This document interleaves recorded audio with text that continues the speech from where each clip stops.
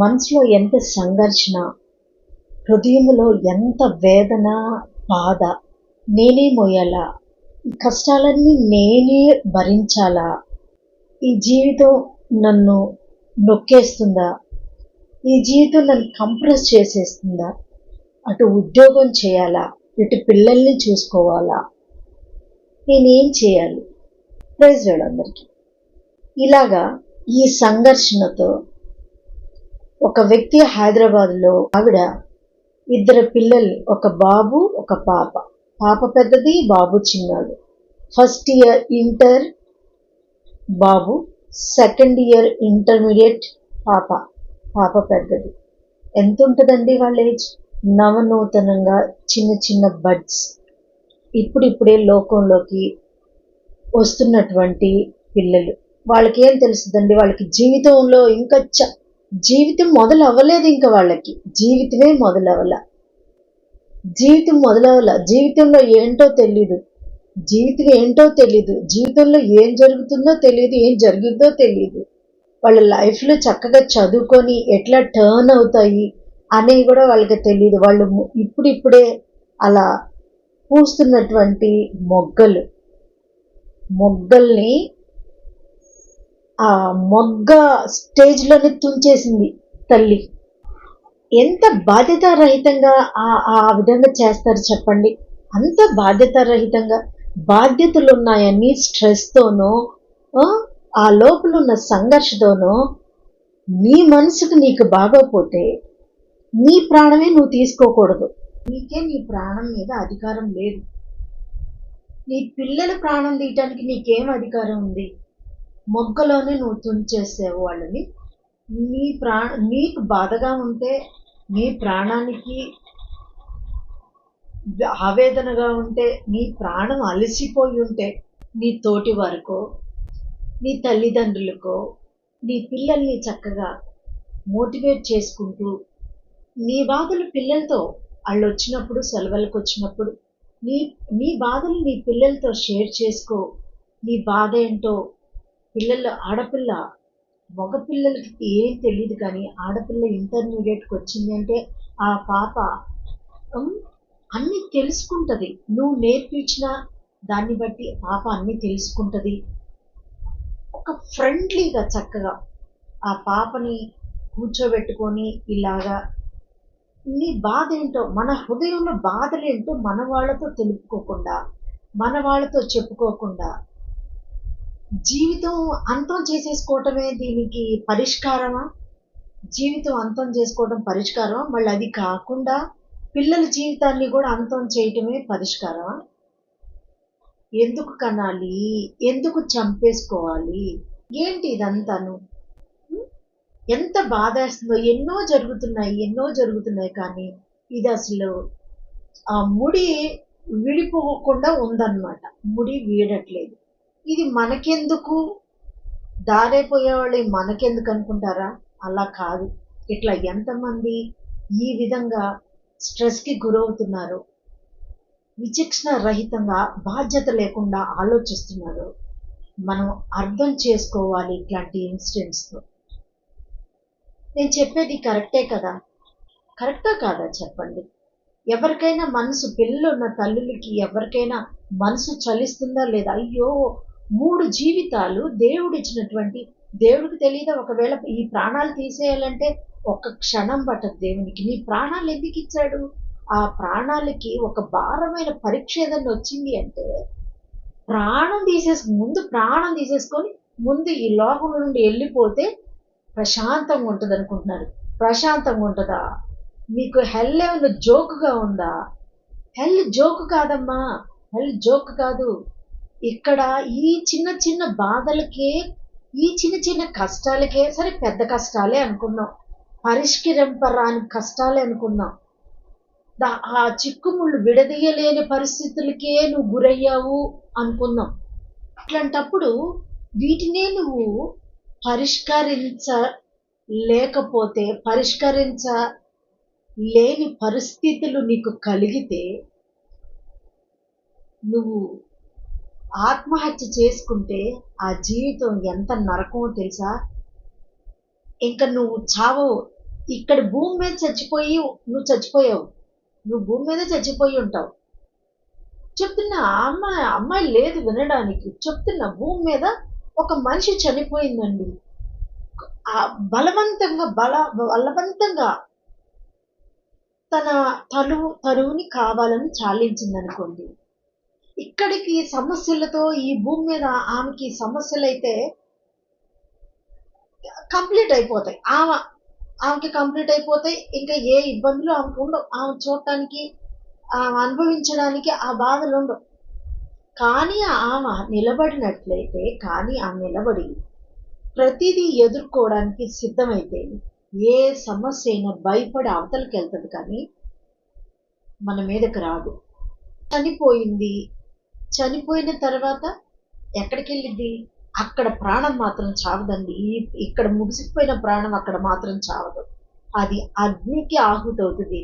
జోకుగా ఉంది జనాలకి. అగ్నికి బలవంతంగా ప్రాణాలు తీసుకుంటున్నారు. బలవంతంగా ఇలా చెయ్యొద్దు. దేవుడిచ్చిన ప్రాణాలని, ఆయన అధికారం లేనిదే నీకు అసలు, ఆయన అధికారం లేకుండా నీకు ఎటువంటి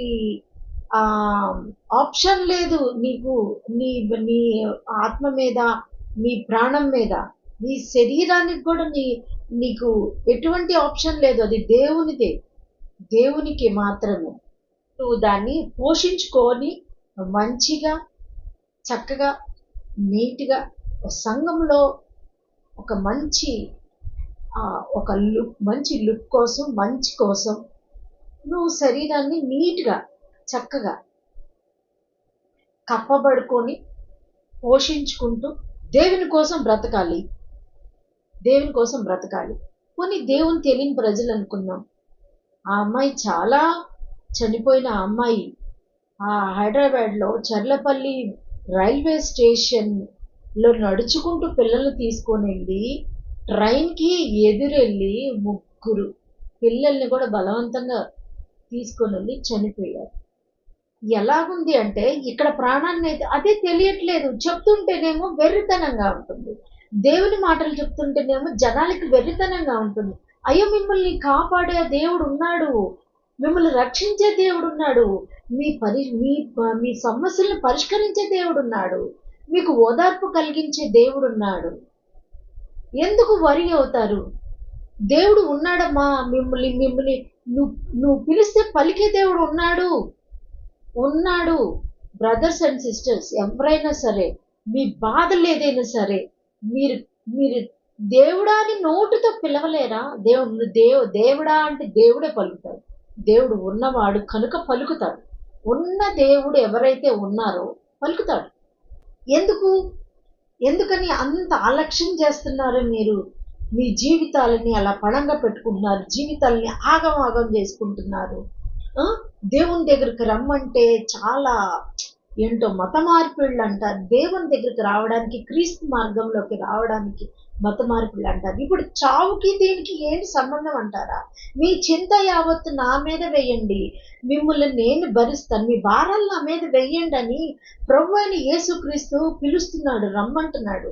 మీరు ఆయన ఎందుకంటే ఇలాంటివి జరుగుతాయని ఆనాడే ఆయన, ఆ దినాలలోనే ఆయన తెలుసుకొని గ్రహించి, ఆయన 2000 సంవత్సరాల క్రితం దేవాది దేవుడే ఒక తల్లి గర్భంలోకి ప్రవేశించి ఈ లోకానికి రావడం కారణం ఇదేనండి.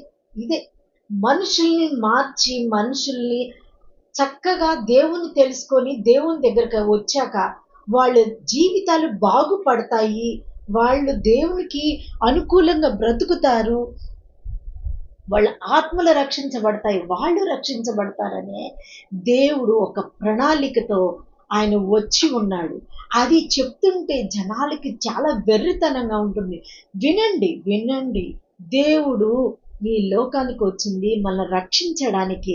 మరి ఈ లోకంలో మనకి శ్రమలే ఉంటాయి, ఈ లోకంలో మనకు బాధలు, మనకు కాక పాపం ఆ జంతువులకు ఉంటాయా? మనకు కాక అవి చనిపోతే ఇంకా వాటి జీవితం అంతే. కానీ మనకి మనం పోతే మన జీవం మరలా మన జీవం పునర్జన్మ అంటే భూమి మీద కాదు, దేవుడిచ్చే పునర్జన్మకి ప్రిపేర్ చేస్తాడు మనల్ని. ఇప్పుడు కనుక ఇచ్చిన ఈ సమయాన్ని సద్వినియోగం చేసుకోకపోతే ఇంకా మనకి అవకాశం ఉండదు. అది చాలా కష్టతరమైంది. అవకాశం ఉంటుంది కానీ అది తాళలేరు. ఆ అవకాశం తాళలేరు. అది చాలా కష్టమైంది, చాలా క్లిష్టమైనది. ఎత్తబడిన తర్వాత మరలా పెట్టే కష్టాలు ఈ అధికారులు, ప్రభుత్వాలు మారిపోయి భయంకరమైనటువంటి యాంటీ క్రైస్ట్ వచ్చి ఎన్ని రకాలుగా ఇబ్బంది పడితే ఆ ఇబ్బందుల్లో గెలవలేరు, తాళలేరు. ఈ చిన్న చిన్న సమస్యలకే పరిష్కారానికి నోచుకోక పరిష్కరింపరాని సమస్యలు మా మీదకే వచ్చాయి, మేమే పడుతున్నాము, మా ప్రాణం మేము తీసుకుంటాము అని చెప్పేసేసి ప్రాణాలు ఎందుకు తీసుకుంటున్నారు? ప్రాణాలు తీసుకోకండి. ఇది కరెక్ట్ కాదు. ఇది సమస్య. ఇది ఆ సమస్యలకి పరిష్కారం చావు కాదు. ఎదురు తిరిగి పోరాటాలకి నిలబడటం నేర్చుకోండి. అయ్యో, ఎన్నో పోరాటాలు, ప్రతి మనిషికి పోరాటాలు ఉంటాయి. ఆ పోరాటాలను చూసి మీరు నిలబడితే అది మరల తర్వాత కాలం అంతా ఒకలాగా ఉండదండి. కాలం అంతా ఒకలాగా ఉండదు. నిల్చొని చూడండి. అది ఇంకా దేవుల్లో నిల్చొని చూస్తే ఇంకా మీకు మీ జీవితం చాలా శ్రేష్టంగాను, అద్భుతంగాను, నెమ్మదిగా ఉంటుంది. ఎలా ఉంటారు? నీ గొప్ప ఆదరణ నాకు నెమ్మది కలుగజేస్తుంది అని పరిశుద్ధ గ్రంథంలో ఉంది. నేను చదువుతాను. ఆదరణ ఇస్తాడు దేవుడు. ఆదరణ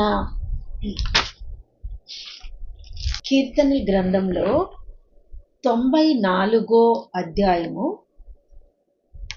18వ వచనము నేను చదువుతాను, వినండి. నా అంతరంగమందు 18 కాదు 19, 94వ కీర్తన 19వ వచనము. నా అంతరంగమందు విచారములు హెచ్చగా, నా అంతరంగంలో విచారాలు చాలా హెచ్చుగా ఉన్నాయి, ఎక్కువగా ఉన్నాయి. తట్టుకోలేకపోతున్నాను, తాళలేకపోతున్నాను.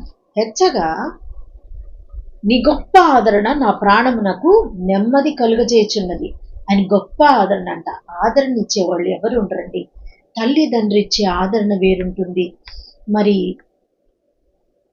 అన్నదమ్ములు, అక్కచెల్లెలు ఇచ్చే ఆదరణ వేరుంటుంది.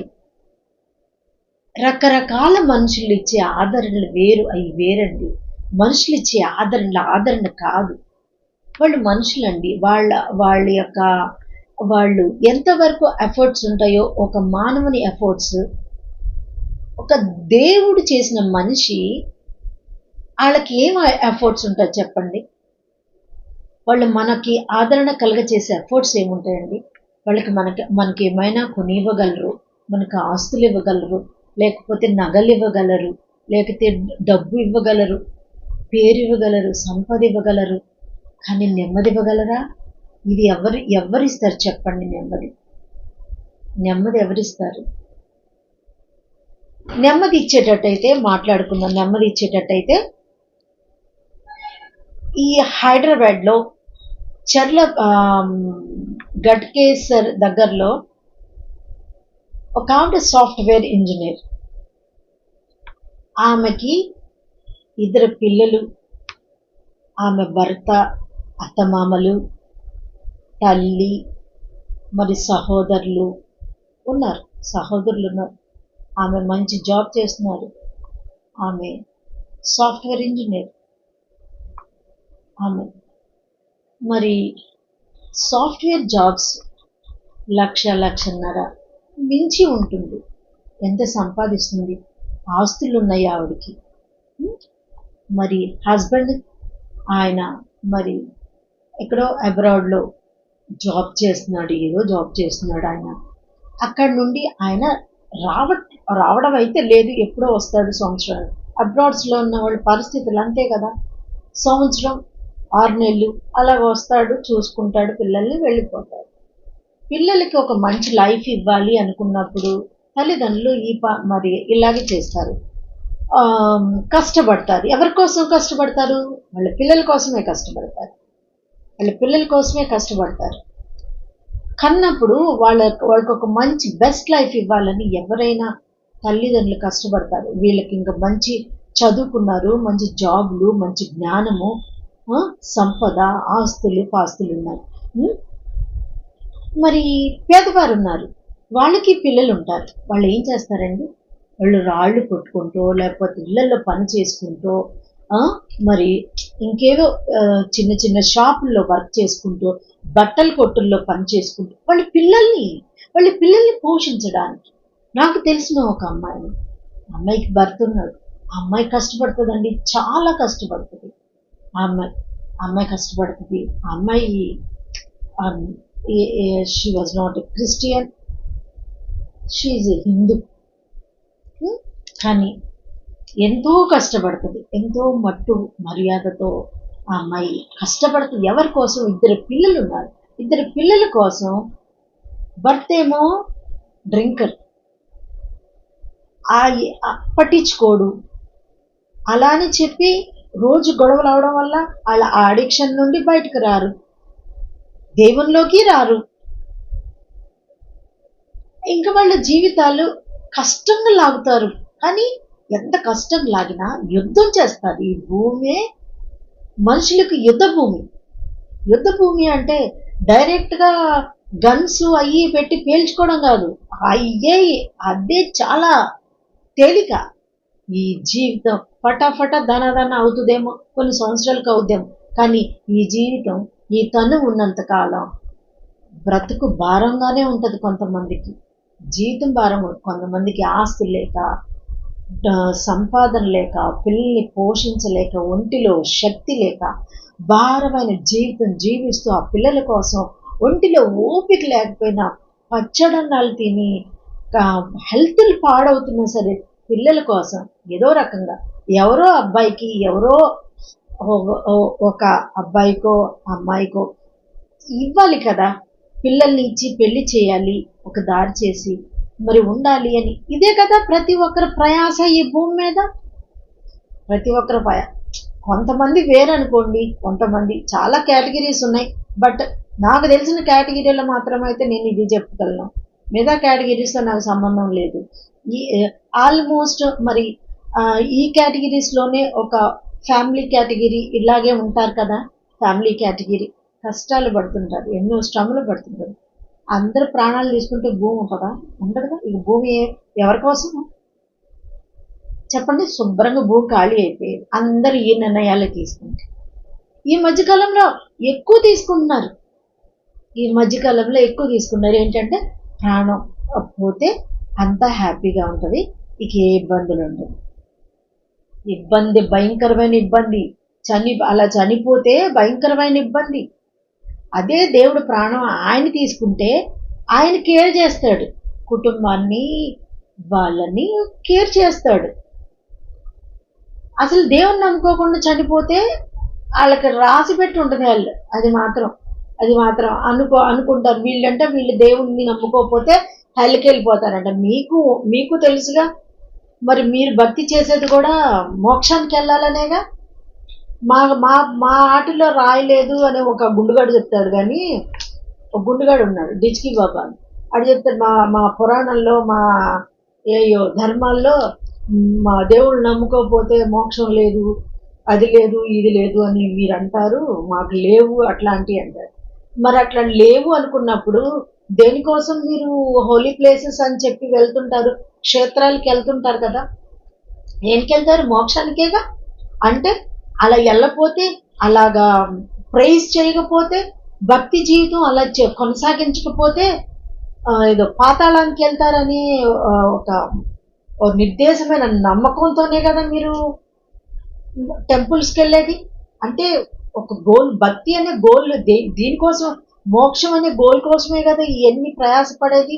పొద్దున్నే లేచి చన్నీళ్ళు పోసుకోవటం, మాలలు వేసుకోవటం, పరిగెత్తడం మోక్షం కోసమే కదా. మరి క్రిస్టియానిటీలో కూడా ఒకటి ఉంది, దేవుణ్ణి నమ్ముకోకపోతే హెల్ తప్పని. హెల్ is not a joke, it's real. ఇది చెప్తున్నాను. తర్వాత నోరే కొట్టుకున్నా ఉపయోగం ఉండదు. ప్రతి ఒక్క క్రిస్టియన్ చెప్పేది కూడా ఇదే. ఎందుకైనా మంచిది ఆలోచించి ఏదైనా సరే నిర్ణయం తీసుకోండి.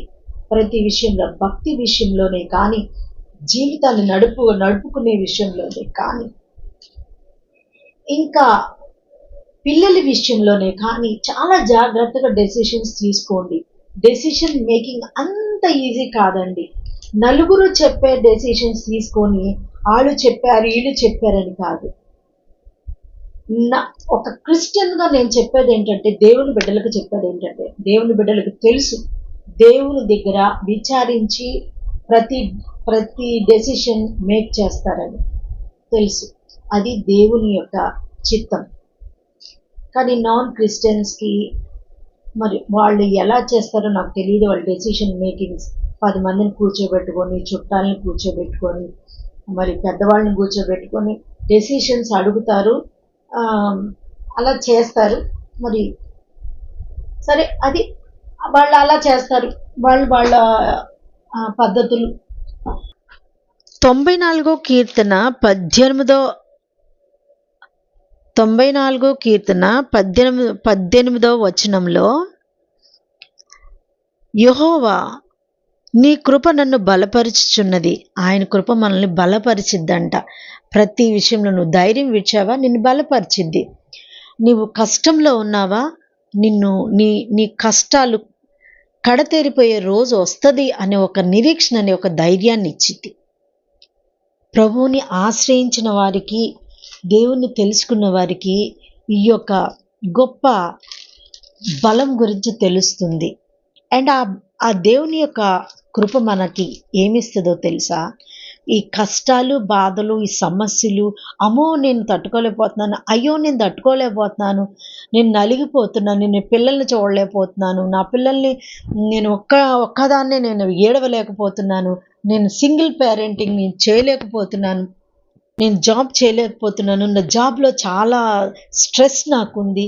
ఉంటుంది, జాబ్లో స్ట్రెస్ ఉంటుంది, జీవితంలో స్ట్రెస్ ఉంటుంది, భర్తల ద్వారా ఇబ్బందులు ఉంటాయి, స్ట్రెస్ అన్ని రకాలుగా ఉంటుంది. పిల్లల్ని పెంచాలన్నా, పిల్లలకి అన్నీ చేయాలి, ఒక్కరే చేయాలని కష్టం ఉంటుంది. ఈ భారం అంతా నేను మోస్తాను, నా దగ్గరికి రండి, నీకు నెమ్మది లేదు కదా, నా గొప్ప ఆదరణ నీకు నెమ్మది కలుగజేస్తుంది అని దేవుడు అంటున్నాడు. నీ గొప్ప ఆదరణ నా ప్రాణమునకు నెమ్మది కలుగజేయుచున్నది అని చెప్పి కీర్తనాకారుడు వాక్యంలో చెప్తున్నాడు. ఇది మన కొరకే. ఆయన అనుభవించిన అనుభవాలు, కీర్తనాకారుడు అనుభవించిన అనుభవాలు ఈ పరిశుద్ధ గ్రంథంలో వ్రాయబడి ఉన్నవి. ఇవి ఊరికే కాదు, వాళ్ళ అనుభవాలు పరిశుద్ధాత్ముడు రాయించాడు. అవి మన జీవితంలో మనం ఆ యొక్క వాక్యాన్ని మనం చదివి, మనం దేవుని దగ్గర నిరీక్షణ కలిగిన వారమై, ఆయన కృప కొరకు మనము ఎదురు చూసి నిలిచి ఉన్న వారమైతే ఆయన కృప మనల్ని బలపరుస్తుంది, ఆయన కృప మనకి నెమ్మది కలుగజేస్తుంది, ఆయన కృప మనల్ని నడిపిస్తుంది.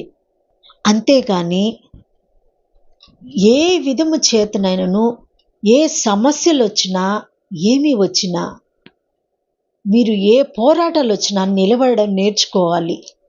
ఇదంతా ఎందుకు చెప్తున్నాను అంటే, సాఫ్ట్వేర్ ఉద్యోగి 1,00,000-1,50,000 శాలరీ వచ్చింది. గడ్కేసర్ దగ్గరలో హైదరాబాద్లో మరి చెర్లపల్లి రైల్వే స్టేషన్ దగ్గరికి వెళ్ళి 2 పిల్లల్ని తీసుకొని, కాలేజీలో నుండి 2 పిల్లల్ని పిక్ చేసుకొని, మరి వాళ్ళని ఎలా మోటివేట్ చేసిందో తెలీదు, వాళ్ళని పిక్ చేసుకొని వాళ్ళని తీసుకొని వెళ్ళి మరి ప్రాణం తీసేసుకుంది. ఆమెకున్న బాధ ఏంటో తెలీదు. ఆమెకున్న బాధ కనీసం పిల్లలకు చెప్తే ఆ పిల్లలు ఏదో ఒకటి ఆమెకి ఆన్సర్ చేయలేరా, ఆమెని ఓదార్చలేరా, ఆమెకి భరోసా ఇవ్వలేరా? ఇస్తారు, పిల్లలకు కూడా చెప్పుండదు. పిల్లల్ని సడన్గా తీసుకొని వెళ్ళింది, ఏం చెప్పిందో ఏమో మరి, దారిలో ఏం చెప్పిందో పిల్లల్ని తీసుకుంది. ట్రైన్కి ఎదురెళ్ళి ఎంత బలవంతంగా, ఏం పనులండి అవి? ఆమెకి అధికారం ఉండదు, అది దేవునికి అధికారం. ప్రాణం ఎవరిచ్చింది? దేవుడు ఇచ్చింది. నేను తల్లి గర్భంలో నిన్ను పెండముగా వేసినది ఎవరు? దేవుడు. ఆ ప్రాణం వేసిన దేవుడు ఆ ప్రాణం తీయాలంటే ఆయనే తీసుకోవాలి, కానీ నీవెవరు తీసుకోవడానికి, నేను ఎవరు తీసుకోవడానికి? నువ్వు చేసేది నీ ప్రాణం మీద నీకే అధికారం లేనప్పుడు నువ్వు కన్న పిల్లలు, నువ్వు ప్రాణం పోసావా నీ పిల్లలకి? పిల్లలు లేని వాళ్ళు ఎంతమంది అల్లాడిపోతున్నారు. నీకు చక్కటి పిల్లల్ని ఇచ్చి చక్కగా చేతికి వచ్చారు పిల్లలు, intermediate, then graduation, post graduation తర్వాత నిన్ను కూర్చోబెట్టి నిన్ను చూసుకుంటారేమో. ఒకవేళ నువ్వు ఉద్యోగం చేయలేక అలసిపోతున్నావేమో, ఒక్కదానివే నువ్వు చింతనతోనో కష్టంతోనో బాధతోనో నువ్వు నలిగిపోతున్నావేమో. నీ వయసు పెద్దగా ఎక్కువ కూడా లేదు, అయినా అంత స్ట్రెస్. ఈ సాఫ్ట్వేర్ ఈ కేటగిరీ వాళ్ళకే డిప్రెషన్స్ ఎక్కువ ఉంటాయి. వాళ్ళ మీద ఉన్నటువంటి స్ట్రెస్లు అలా ఉంటాయి, వాళ్ళ మీద ఉన్న బాధ్యతలు అలా ఉంటాయి, వాళ్ళ మీద ఉన్నటువంటి ఆ ఒత్తిడి అలాంటి స్ట్రెస్ అలాంటివి ఉంటుంది. అందరూ చాలామంది సాఫ్ట్వేర్స్ ఎందుకు చనిపోతారో కూడా తెలియకుండా వాళ్ళకి నెమ్మది కావాలనుకుంటారు. వాళ్ళలో నెమ్మది ఉండదండి. మెయిన్ ఏంటంటే వన్ థింగ్, పీస్నెస్ అనేది ఉండదు వాళ్ళకి. స్ట్రెస్ అసలు వర్క్ స్ట్రెస్ ఎక్కువైపోతుంది. ఏం చేయాలో తెలియక మైండ్ పనిచేయడం ఆగిపోతుంది. ఆ ఫుల్ స్ట్రెస్లో మైండ్ పనిచేయడం ఆగిపోయి పిచ్చ పనులకి ఇక చిన్న మెదడు పని చేయటం ఆపేసి పెద్ద మెదడు పని చేయడానికి ప్రేరేపిస్తారు వీళ్ళే. ఇక పెద్ద మెదడు పని చేయటం మొదలుపెట్టిద్ది. అది పెద్ద మెదడు పని చేయడం అంటే మరి ఇట్లాగే ఉంటాయి అన్నమాట. ఫుల్ డిప్రెషన్కి వెళ్ళిపోతారు. ఇక బాధ్యతలు, ఈ రెస్పాన్సిబిలిటీస్ అనేవి ఇంకేమీ తెలియదు వాళ్ళకి.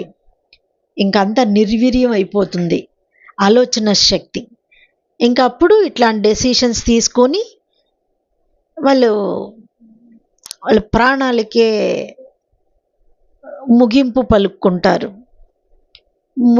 పలుక్కుంటూ ఆమె మరి ఎలా చెప్పిందో ఎలా చేసిందో ఏమిటో తెలియదు, కానీ పిల్లల్ని అప్పుడప్పుడే స్కూల్కి వెళ్ళి ఎవరో చనిపోయారని చెప్పి పిల్లలు యూనిఫామ్లో ఉందండి. ఆ పాప యూనిఫామ్లో ఉంది. అప్పటి వరకు ఆ పిల్లకి పాపం చక్కగా చదువు.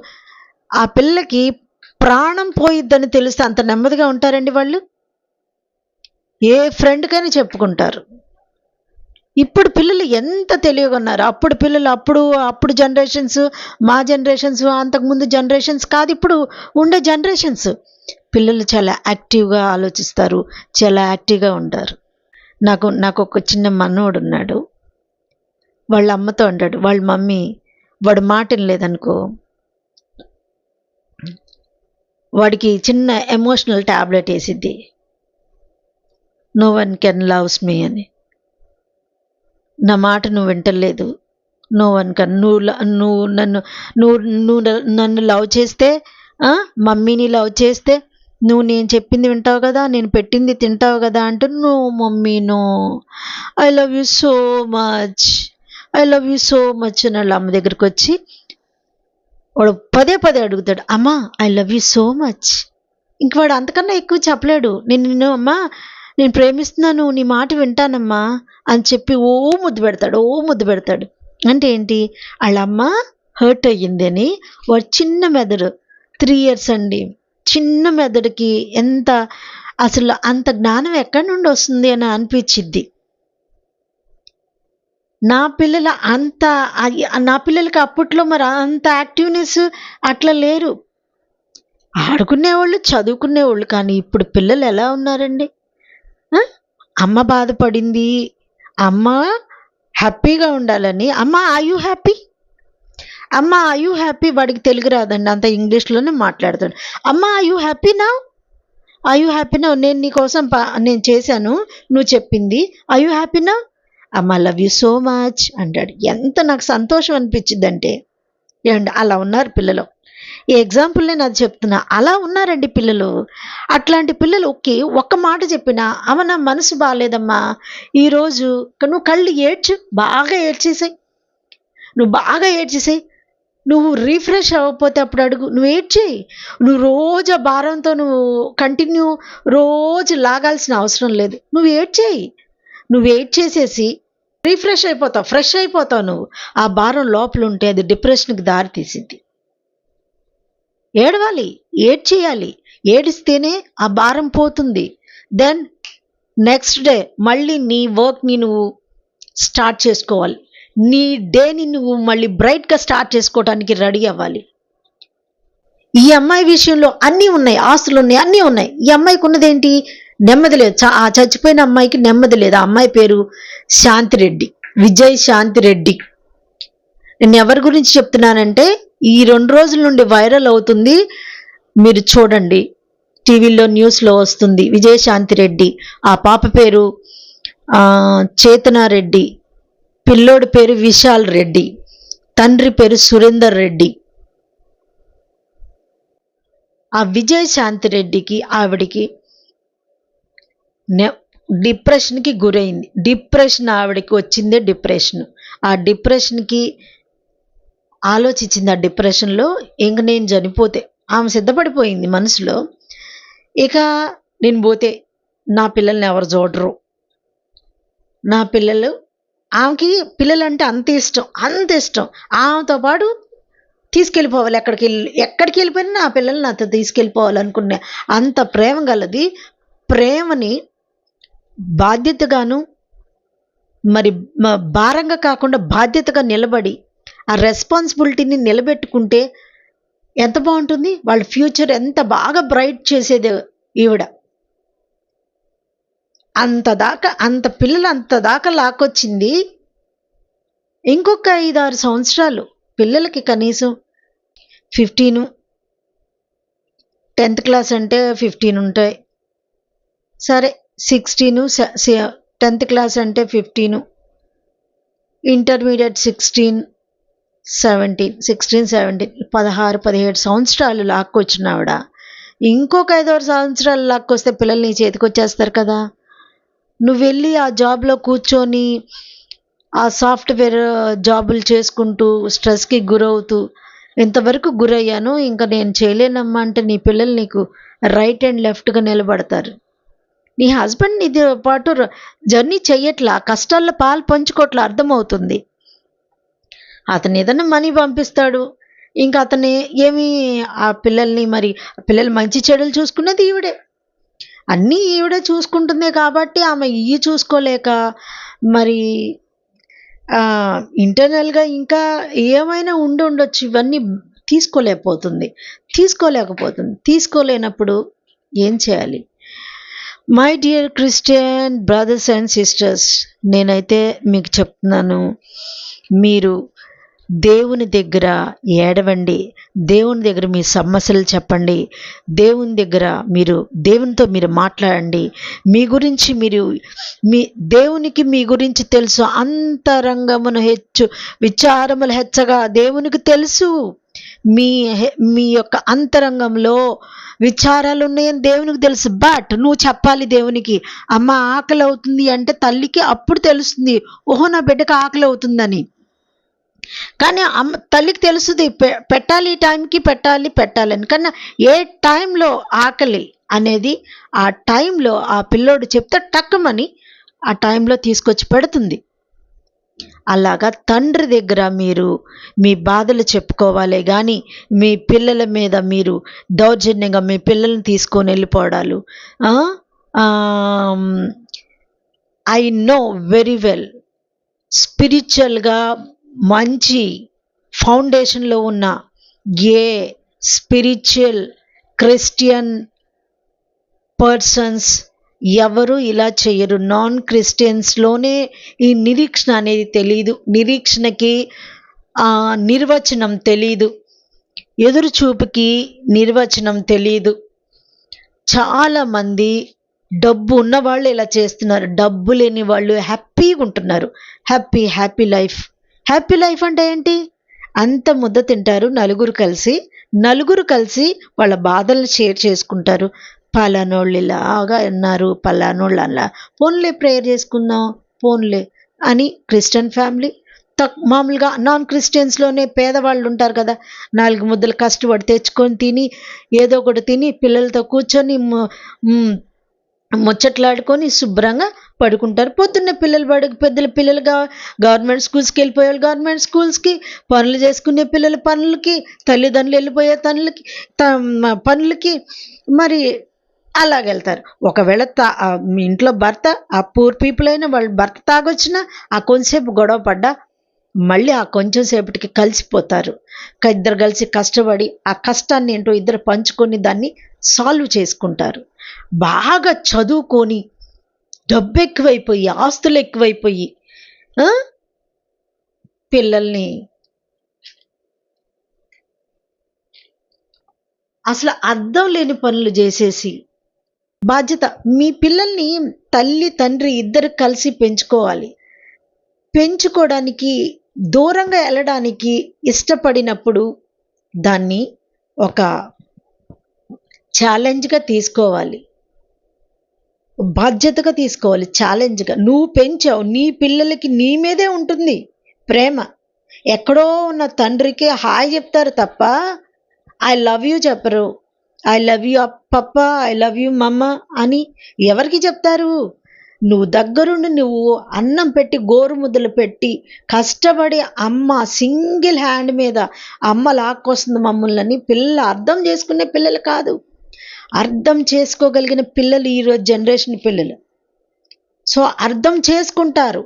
ఎవరైనా సరే అటువంటి పరిస్థితుల్లో ఉంటే విరమించుకోండి ప్లీజ్, ప్లీజ్, ప్లీజ్.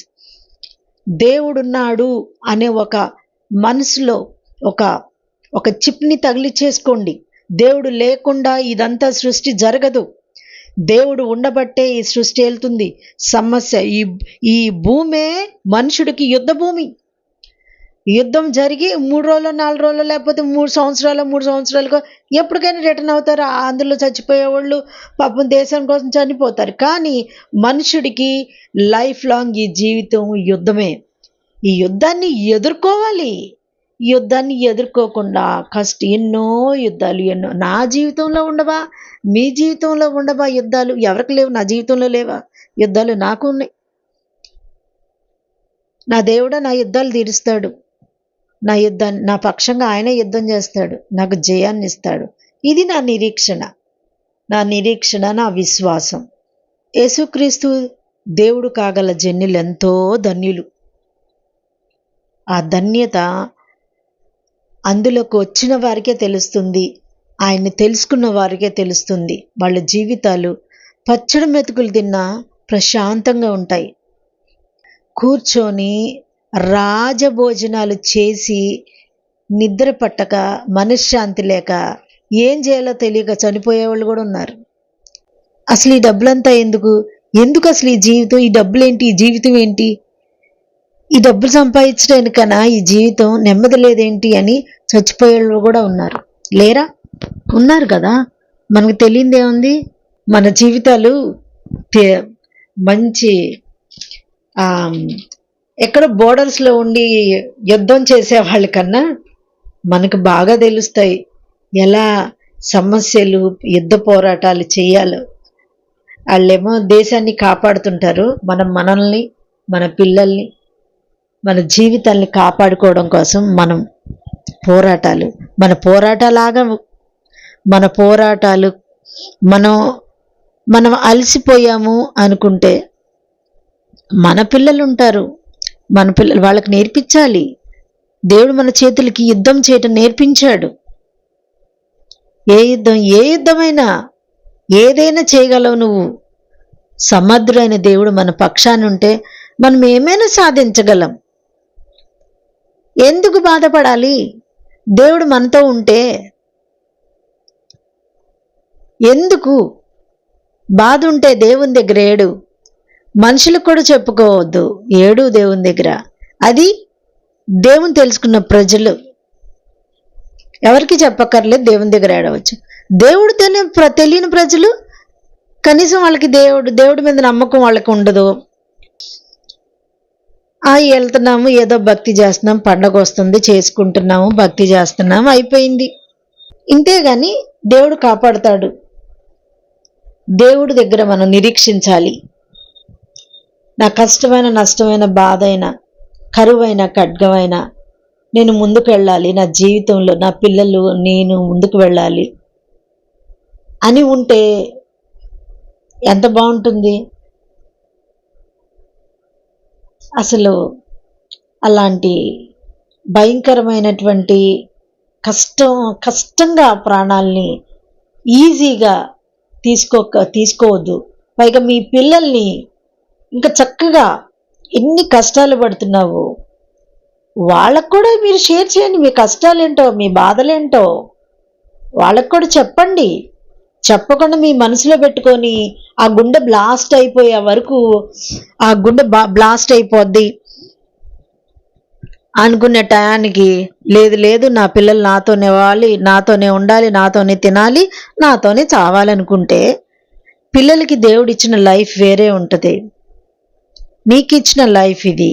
నీకు ఇచ్చిన లైఫ్ని నువ్వు దాన్ని మళ్ళీ నువ్వు రీబిల్డ్ చేసుకుంటే అది వేరే ఉంటుంది. నువ్వు రీబిల్డ్ చేసుకున్న అవకాశాలు ఆ చనిపోయిన శాంతిరెడ్డికి ఉన్నాయి, విజయశాంతిరెడ్డికి ఉన్నాయి. కానీ రీబిల్డ్ చేసుకోలేకపోయింది. తన బౌండరీస్ ఏదో తను వేసుకుంది. ఆ బౌండరీస్లో ఉండి తన డిప్రెషన్కి గురయ్యింది. తను ఒక ప్లాన్తో చక్కగా భర్తకు చెప్పుకొని, తల్లికి చెప్పుకొని, ఇంకెవరికైనా చెప్పుకొని, పోనీ అత్తమామలతో, ఆ తల్లి దగ్గరే ఉంటుంది. మరి అత్తమామలతో అప్పుడప్పుడు వెళ్ళి ఆమె బాధలు చెప్పుకొని, మరి ఏంటా అనేది సరే ఇవన్నీ కాదు. భర్త సహకరిస్తే భర్తకు చెప్పుకోవచ్చు. ఆ భర్తకు కూడా తెలియదు అంటున్నాడు. భర్తకు తెలియకుండా ఎలా ఉంటుందిలేండి. ఇవన్నీ భర్తల ద్వారా జరిగాయి. ఇవన్నీ ఆమె మోయలేక ఆ బాధను మోయలేక ఆమె తనువు చాలించింది. ఇది స్పష్టంగా అర్థమవుతుంది. ఆమె ఒక సింగిల్ హ్యాండ్తో ఇవన్నీ లాగలేక ఇంకేముంది, తల్లి చనిపోతే ఇంకేమవుతాడు? తండ్రి పినతండ్రి అయిపోతాడు, అంతే కదా. తల్లి చనిపోతే తండ్రి పినతండ్రి అయిపోతాడు, తండ్రి అవడు. అందరూ ఉండరు, కన్న తండ్రులందరూ పర్ఫెక్ట్గా ఉండరు. పిల్లల్ని చూసుకుంటా నిలబడి అంత దూరంలో ఉన్నాడు. ఏది ఎఫెక్షను? ఎందుకంత అవసరత? ఒక్క భార్య ఒక్కతే కష్టపడుతుంటే ఆ కష్టానికి అదేదో ఇక్కడే చేసుకొని ఉన్న దానిలోనే ఇక్కడ చూసుకొని పిల్లల్ని ఇద్దరిని చక్కగా ఒక ఇంట్లో ఒక ఫ్యామిలీ లాగా ఉండి భార్యాభర్తలు కలిసి ఉండి పిల్లల్ని దగ్గర పెట్టుకొని పెంచుకొని చక్కగా వాళ్ళకి ఒక లైఫ్ ఇచ్చి ఉన్నదే తిని వాళ్ళిద్దరు భార్యాభర్తలు ఉండొచ్చు కదా. ఆయన అక్కడెక్కడో ఉండటం ఏంటి? ఈమె కష్టపడి ఇదవడం ఏంటి? పిల్లల్ని చంపాడు. నాకు బాధ కలిగేది ఏంటంటే ఈమె చచ్చిపోయిందని కాదు,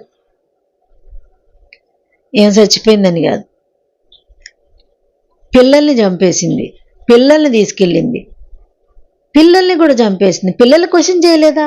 అమ్మా ఆగు కొంచెం అని చెప్పి పిల్లల్ని కూడా నోరెత్తకుండా పెంచినట్టుంది ఈవిడ.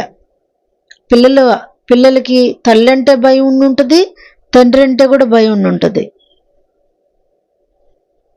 ప్రేమ మాట్లాడిద్దండి.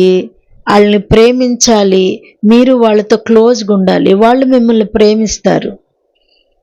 పిల్లలు ప్రేమతోనూ ఫ్రీగా మీతో మాట్లాడగలరు. మీరు మాట్లాడితే మీరు ఫ్రెండ్, నేను అమ్మని, నేను నాన్నని అనే ఈగోని పక్కన పెట్టి వాళ్ళతో ఫ్రెండ్లీగా మూవ్ అవ్వండి. వాళ్ళ మనసులేంటో తెలుసుకోండి. వాళ్ళ మనసులేంటో తెలుసుకొని వాళ్ళతో మీరు షేర్ చేసుకోండి. వాళ్ళ మనసులు ఎలా ఉన్నాయో, మీ యొక్క ఒపీనియన్స్ ఏంటి, వాళ్ళ ఒపీనియన్స్ ఏంటి కనుక్కోండి. మీరు తీసుకునే డెసిషన్స్ కూడా వాళ్ళతో షేర్ చేసుకోండి. వాళ్ళ దగ్గర నుండి వచ్చే ఆన్సర్ కూడా తీసుకోండి. ఆన్సర్ తీసుకొని ఇంట్లో ఏం చేద్దాము అనే డెసిషన్ తీసుకుంటే ఒకవేళ ఒకరికి ఏదన్నా అయినా ఇంకొకరికి తెలిసిద్ది, ఇది ఇలాగయిందని. ఇలా గుట్టి చప్పుడు కాకుండా ముగ్గురు కలిసి వెళ్ళిపోతే, అలా చనిపోతే నిజంగా తండ్రికి ఏం తెలియదు అనుకో. ఆ తండ్రి ఇంకా ఏంటి, ఆ తండ్రి ఎవరి కోసం కష్టపడినట్టు? తండ్రికి అసలు ఏమీ తెలియదు అనుకుంటాం. ఆ తండ్రి ఎవరి కోసం కష్టపడ్డట్టు? ఆ తండ్రి జీవితం ఏంటి? ఎందుకు అంత దూరం వెళ్ళి కష్టపడుతున్నాడు? పిల్లల కోసమే కదా. అమ్మను వదిలేసే, అందరిని వదిలేసేసాయి. నువ్వు అమ్మ దగ్గరే ఉన్నావు. అమ్మ దగ్గర ఉన్నప్పుడు ఆ తల్లి ఏడుస్తుంది. నువ్వు తల్లికి కూడా షేర్ చేసుకోలేవా? నీ తల్లికి నువ్వు షేర్ చేసుకోలేకపోతే నువ్వు తల్లికి షేర్ చేసుకోలేని దానివి కాబట్టి పిల్లలకు కూడా షేర్ చేసుకోలేకపోయింది. అంటే షేరింగ్ అనేది ఆమె దగ్గర లేదు. కఠినమైన మనసు కలిగింది, చాలా కఠినమైన మనసు కలిగింది. కఠినమైన డెసిషన్ తీసుకుంది. జీవితంలో కఠినమైన డెసిషన్ అంటే ఏంటో తెలుసా? చావు కాదు, ఈజీయే చావడం. చావు కాదు, అమ్మో అది పెద్ద కష్టం అంటారు. ఆ డిప్రెషన్లో వెళ్ళి ఎక్కడైనా పడితే చచ్చిపోతారు. ఆ డిప్రెషన్ అంటేనే దురాత్మ, అది దూరేదే చంపడానికి మనుషుల్ని. దానికి అవకాశం ఇచ్చి అదే చంపుద్ది. మీరేంటి అదే తీసుకెళ్ళి ఎక్కడో ఒక చోట దారి చూపించిద్ది, వెళ్ళి పంపించిద్ది. బ్రతకడానికి ధైర్యం కావాలి, చావడానికి కాదు. నా క్యాప్షన్ ఏంటో తెలుసా? బ్రతకడానికి ధైర్యం కావాలి. ఇవన్నీ ఫేస్ చేసుకుంటా ఎదురు తిరిగి నిలబడి ముందుకు అడుగేసేదే ధైర్యం. ఆ ధైర్యం దేవుడిస్తాడు, ఆ ధైర్యం దేవుడిస్తాడు. అంతేకాని దేవుడు నమ్మని ప్రజలు, దేవుడు తెలియని ప్రజలు ఇలాగే ఉంటారు. కనీసం వాళ్ళు చేసే భక్తైన కనీసం దండం పెట్టుకోను, నన్ను బతికించమని అడుగు, లేకపోతే కనీసం దేవుడి దగ్గర మొరపెట్టుకోవటము, ఎట్లాంటివి ఏమైనా ఉన్నాయా? పోనీ ఏమైనా స్నేహితులకి ఏమైనా చెప్పుకొని నేను దేవుణ్ణి కూడా కోరుకున్నాను, దేవుణ్ణి కూడా అందరూ అంటారు కదా, నేను దేవుణ్ణి కూడా అడుగుతున్నా, దేవుడు కూడా నా సహాయం చేయలే, హెల్ప్ చేయలే అంటారు కదా. మరి అలాంటి కష్ట పరిస్థితుల్లో ఫ్రెండ్స్ కూడా ఉంటారు కదా, తోడుగా ఉంటారు కదా, పర్వాలేదు అదని ఇదని. అరే చిన్న పిల్లలకి ఫ్రెండ్స్ ఉంటారు, చిన్న పిల్లలు షేర్ చేసుకుంటారు. పెద్దోళ్ళు, ఏజ్ వాళ్ళు, నాలాంటి ఏజ్ వాళ్ళు, మరి పెద్దోళ్ళు, మరి ముసలి వాళ్ళు, అందరూ పక్కన వాళ్ళతో షేర్ చేసుకుంటారు, ఇంటోళ్ళతో షేర్ చేసుకుంటారు. మూట కట్టుకొని వెళ్ళిపోయి మునిగిపోవడము, మూట కట్టుకొని వెళ్ళిపోయి ఆట కింద తలకాయలు పెట్టుకోవటం ఏంటిది? పిల్లలకి మంచినీళ్ళు అయితే చచ్చిపోయే ముందని మరి మంచినీళ్ళు ఎందుకమ్మా అని అనలా పిల్లకు మళ్ళీ మంచినీళ్ళు బాటిల్ కొనిచ్చింది రైల్వే స్టేషన్లో. సీసీ కెమెరాలో ఉంది, ఆ చేతిలో బాటిల్ ఉంది, చూసారా? చూడండి, ఆ చేతిలో వాటర్ బాటిల్ ఉంది. పిల్ల వాటర్ బాటిల్ అడిగితే ఆ పిల్లకి వాటర్ బాటిల్ కొనిచ్చి ఆ పిల్లలకు దాహం తీర్చింది. చాలా ప్రేమ కలది, ప్రేమ ఉంది ఆమెకి. ఈ ప్రేమని ఆ పిల్లల జీవితాలు బాగా చక్కదిద్దాలి. నాది ఎలాగో నా జీవితం ఇదైపోతుంది, నా పిల్లలకన్నా ఒక మంచి లైఫ్ ఇవ్వాలి, ఇట్లాంటి స్ట్రెస్ఫుల్ లైఫ్ కాకుండా వాళ్ళు ఫ్రీగా మంచిగా వాళ్ళు ఉండాలి, నేను నిలబడాలి అని నీ ఉద్యోగం నువ్వు చేసుకుంటా. ఉద్యోగంలో కష్టమైతే వేరే ఉద్యోగం వెతుక్కో. ఉద్యోగంలో కష్టాలు ఉంటాయి, అదే ఉద్యోగం ఉందా, అదే కంపెనీ ఉంటుందా చెప్పండి? ఎంఏహెచ్ఆర్ ఏ సంస్థ ఏదో అయ్యి ఉంటుంది, టీమ్ లీడరు ఎంఏహెచ్ఆర్ అట్లాగా. ఆ కింద మరి నలుగురు వర్క్ చేస్తారు కదా. మరి అలాంటప్పుడు ఆ పైన వాళ్ళు ఏమన్నా ఒత్తిడి తీసుకొస్తున్నారు అనుకుంటే, so many options is there, ఉంటాయి కదా, వెళ్ళిపోవచ్చు. ఒక సింగిల్గా ఉంటుంది అంటే కొన్ని ఒత్తిళ్ళు కూడా వస్తాయి. వాటిని మనం చిటికలో ఇలా స్నాప్ చేసే లోపు మనంతట మనమే వాటిని కిక్ చేసేసి మన డెసిషన్స్ మనం తీసుకోవచ్చు. అది స్ట్రాంగ్ ఉమెన్స్కి ఉంటుంది. ఆ అమ్మాయి స్ట్రాంగ్ ఉమెనే, ఆ అమ్మాయి చాలా స్ట్రాంగ్ ఉమెన్. పిల్లల్ని హాస్టల్లో పెట్టి చదివిస్తుంది. బయట ఉంటే మరి ఆమె సాఫ్ట్వేర్ కనుక ఆమెకి టైమింగ్స్ ఉంటాయి, స్ట్రెస్ ఉంటుంది, పిల్లల్ని చూసుకోవడానికి కష్టం ఉంటుందని మరి హాస్టల్స్లో పెట్టి చదివిస్తుంది. బాధ్యతగానే చేస్తుంది. అంత బాధ్యతగా చేసేటప్పుడు ఆమె అంత బాధ్యతగా చేసే తల్లి ఇలా చేసిందంటే చాలా కష్టంగా ఉంది, చాలా బాధేస్తుంది. ఎంతసేపు చూసినా కానీ న్యూస్ చూస్తుంటే చాలా గుండె తరుక్కుపోతూ ఉంటుంది. మనకి బాధలు ఉన్నాయి. సాక్ష్యం చెప్పాలి అంటే మనం ఒక్కొక్కరం మన టెస్ట్ మనీస్ చెప్పాలంటే ఒక్కొక్కళ్ళు ఎంత చిట్టా ఉంటుంది.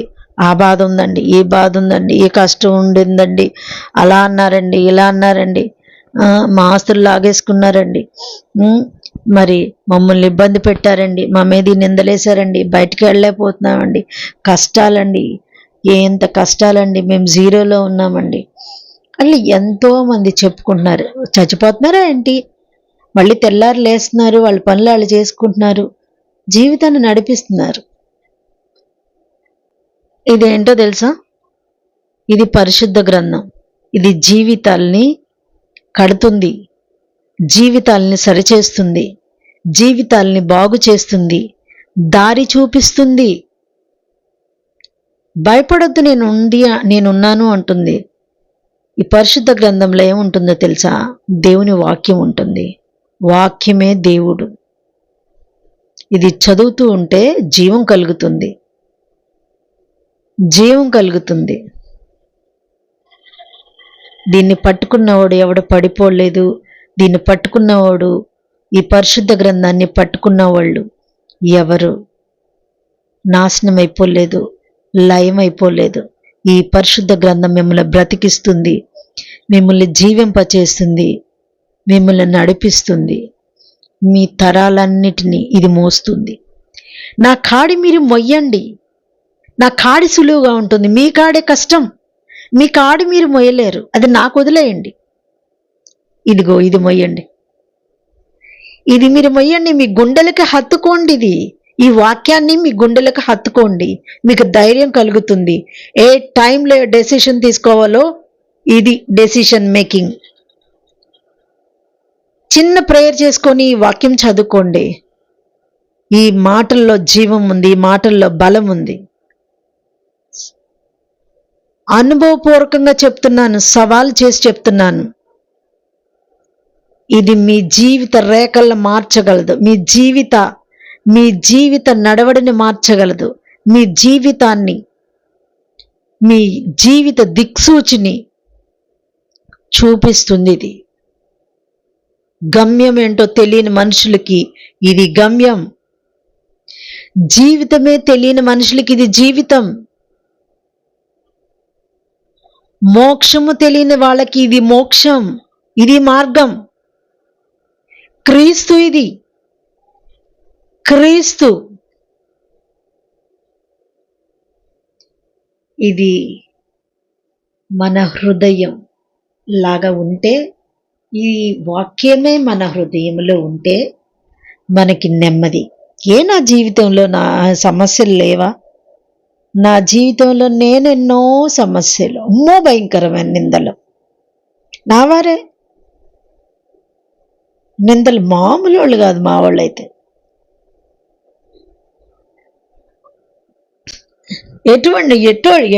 ఎట్టైనా అటు అత్తగారు వాళ్ళైనా ఇటు వీళ్ళైనా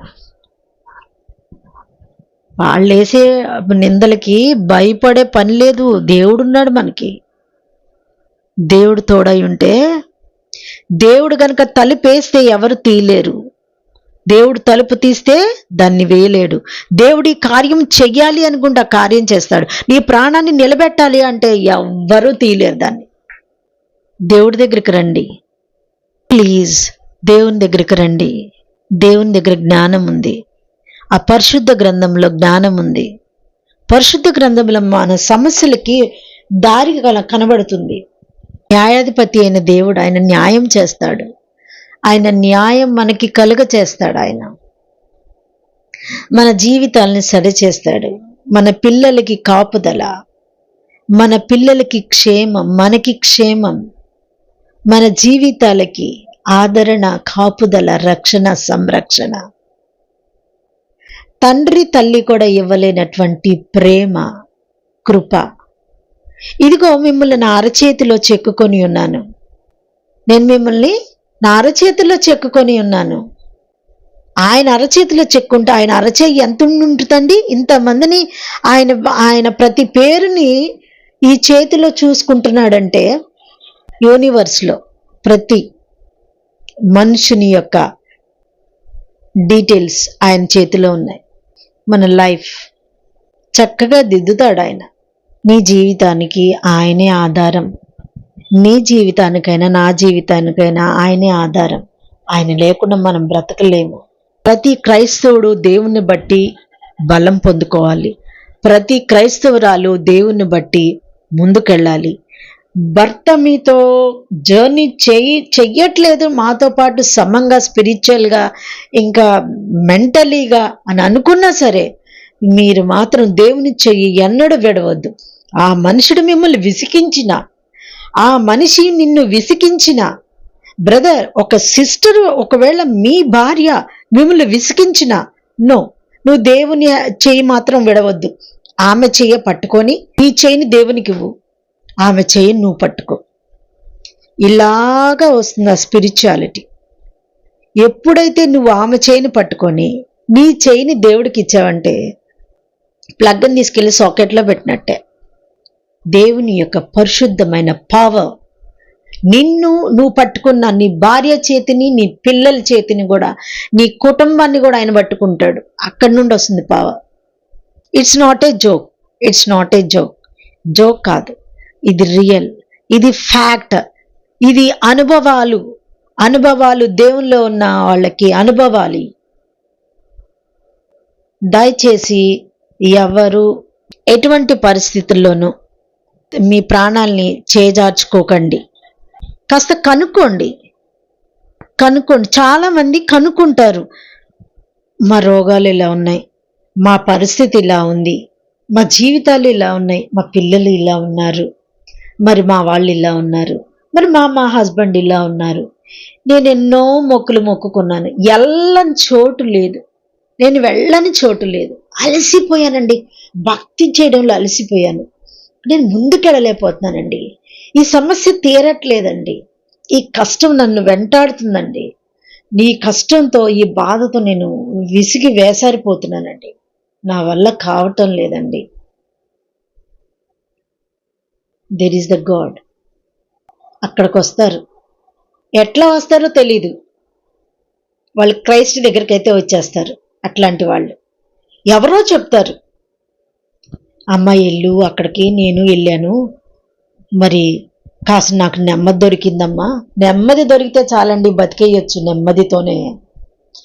జీవితంలో పీస్నెస్ అనేది, హృదయంలో పీస్, నెమ్మది, హృదయంలో నెమ్మది ఉంటే నువ్వు జీవించేస్తావు.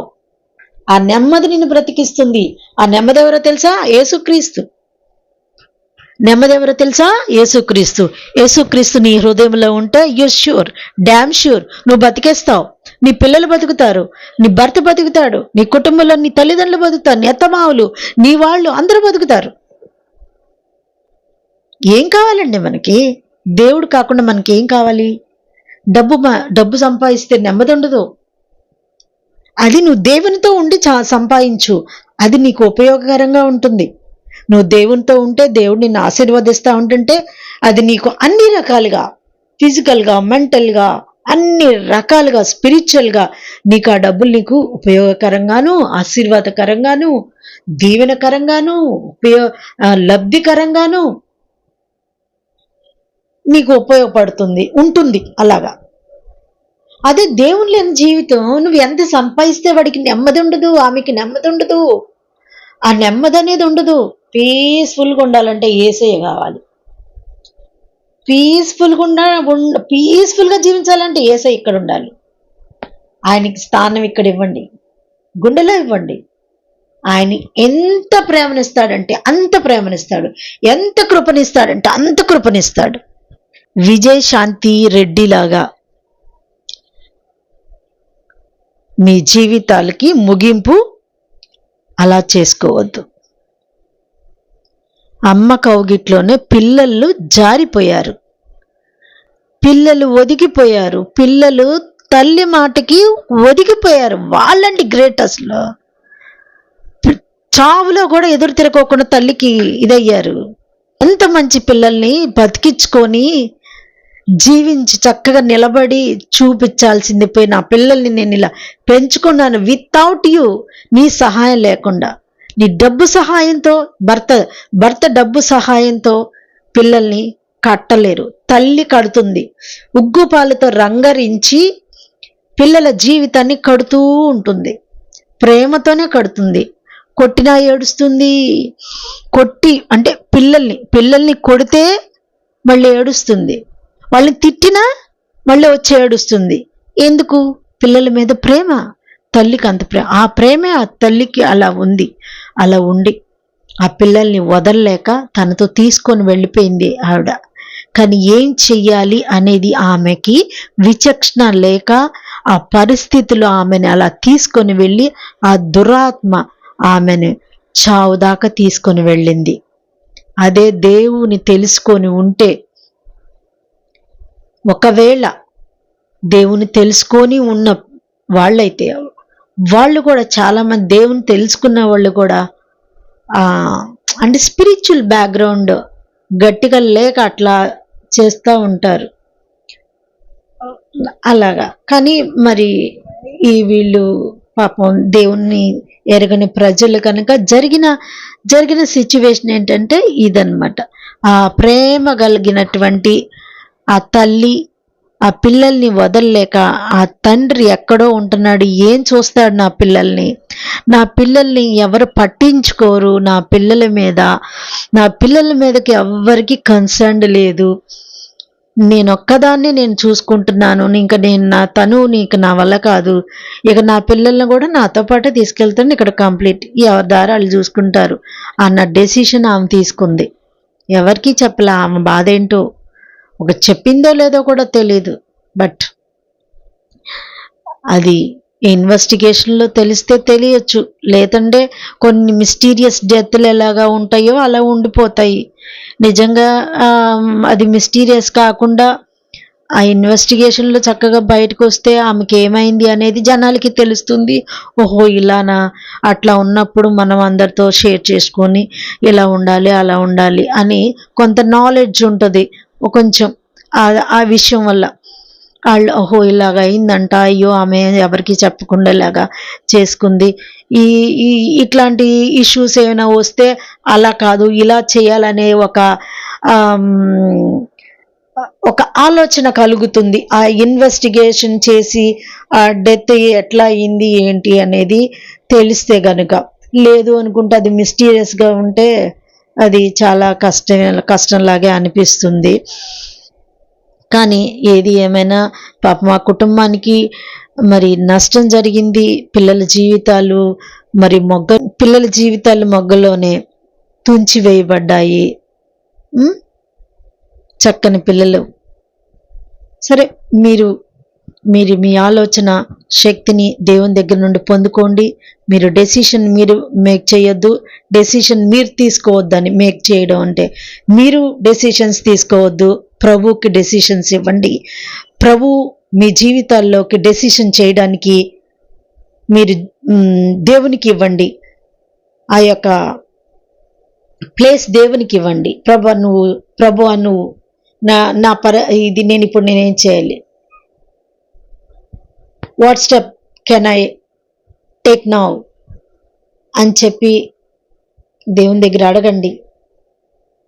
ప్రార్థన చేసుకోండి, ప్రార్థనలో నిలవండి. ఈ ఆఖరి దినాలు మరి సాతానుడు ఎవరిని దేవునికి దూరం చేయాలని చూస్తుంటాడు. దేవుని నమ్ముకోపోయినా ఆయన కృపగల దేవుడు, అందరికీ దేవుడే. 97వ కీర్తనలోనే ఉంటుంది, దేవతలందరికీ పైన వాడై ఉన్నాడు మనం ఆరాధించే దేవుడు. ఎంత గొప్ప దేవుడు! ఆయన్ని మనం పొందుకొని ఉండాలి, అందరము పొందుకొని ఉండాలి. ఆయన నామములో మనకి జయము కలుగుతుంది, ఆయన నామములో మనకి క్షేమం కలుగుతుంది, ఆయన నామములో మనకి బలము కలుగుతుంది. కనుక మన జీవితాలని మనం కట్టుకుందాం దేవుని చేత, దేవుని సహాయంతో. ఎవరు వరి అవ్వక్కర్లేదు, ఎవ్వరు డిప్రెషన్కి గురవ్వద్దు. డిప్రెషన్ అంటే ఏంటి అనేది తెలియని వాళ్ళు చాలా మంది ఉంటారు. మీ ఆలోచన లేకుండానే జరుగుతూ ఉన్న పరిస్థితులే మీ ద్వారానే జరుగుతూ ఉంటాయి. మీ ఆలోచన లేకుండా మీరే చేసేస్తుంటారు. అన్ని రాంగ్ థింగ్సే జరుగుతూ ఉంటాయి. అన్ని నష్టపరిచే పనులు జరుగుతూ ఉంటాయి. అప్పుడు మీకు ఎప్పుడో ఒక టైంలో మీకు అది ఏంటి, నేను ఇలా చేశానేంటి అని అనిపించే టైం ఒకటి వస్తుంది. ఆ టైం అనేది, ఆ గడియ అనేది వస్తూనే ఉంటుంది. మీరు ఒక్కొక్కసారి మీరు ఆలోచనలోకి వెళ్తారు. మళ్ళీ బయటకు వచ్చినప్పుడు ఇప్పుడు దాకా నేను ఎక్కడున్నాను అని వెతుక్కుంటారు. నేను ఏమి ఆలోచించాను, నేను అసలు ఇప్పుడు దాకా నేను ఇంత టైం ఎక్కడ స్పెండ్ చేశాను, నేను ఇక్కడే ఉన్నాను కదా, నా మైండ్ ఎట్టిపోయింది అనుకున్నప్పుడు ఆలోచన చేసి దేవుని దగ్గర మీరు ప్రార్థించండి. మీ ఆలోచన శక్తి మరలా దేవుడు మీకు ఇస్తాడు. ఆ డిప్రెషన్లు, యాంగ్జైటీస్ వీటన్నిటిని దేవుడు కాపాడతాడు. ఇది దురాత్మ కార్యం, దురాత్మ క్రియలు. ఈ డిప్రెషను, యాంగ్జైటీస్ అనేవన్నీ దురాత్మ క్రియలు. దురాత్మ వీటిని మనిషిని దేవునికి దూరం చేయటానికే వీటిని ఏ కష్టాలని తీసుకొచ్చి ఏ దారి ఉందో వెతుక్కొని మరి వాళ్ళ దగ్గరికి వచ్చి వాటిని అంటించి పెట్టిద్ది అన్నమాట. జీవితాలని ఊపిరాడకుండా చేస్తుంది. అట్లాంటప్పుడు ఊపిరి ఆడట్లేదు అనుకుంటే ఏం చేస్తాం? అమ్మో ఊపిరి ఆడట్లేదు అని బయటికి వెళ్ళడానికి ప్రయత్నించాలి, కానీ ఊపిరి ఆడట్లేదు, వేరే దారి లేదు, ఇంక నేను ఇంతే అని దానిలోనే మీరు సఫికేటింగ్గా మీరు జీవించొద్దు. బయటికి రండి, దేవుని చూడండి, దేవుని యందు విశ్వాసం ఉంచండి. దేవుని యొక్క ఆ కార్యాలు చూడండి, ఆశ్చర్యమైన కార్యాలు దేవుని, అవి చూడండి, విశ్వసించండి, నమ్మండి దేవుణ్ణి. ఓకే, ప్రైజ్ లార్డ్ అందరికీ. దేవుడు మనందరినీ ఆయన కృపలో భద్రపరచునుగాక. ఆమెన్.